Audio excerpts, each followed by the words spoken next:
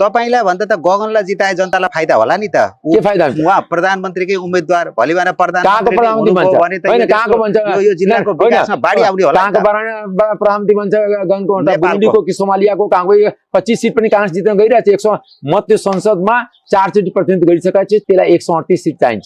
कति जित्छ कांग्रेस? कांग्रेस 25 सिट पनि जित्दैन। देशभरिमा 25 सिट पनि जित्दैन। समानुपातिक र यो मिलाएर कि प्रत्यक्षमा मात्रै? प्रत्यक्षमा 25 सिट पनि जित्दैन। समानुपातिक कति आउला?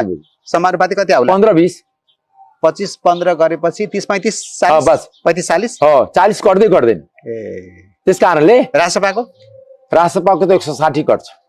ए तपाई त सोडिमजी भन्दा नि माथि पुग्नु भएछ। 158 भन्दै हुनु त्यो हैन 160 पुग्छ किनकि नि सोडिमजी मेरो जहाँ क्षेत्र छ म जुन प्रदेशको वासी छु मध्य प्रदेश त्यसमा 56 सिट छ। 40 सिट रासपा जित्न गइरहेछ मधेसमा 32 प्रत्यक्षमा छ 24 समानुपातिकमा छ। कुल मिलाएर 56 सिट छ। 56 मा 40 सिट जित्छ 16 सिट मात्र अरु पार्टीलाई जान्छ।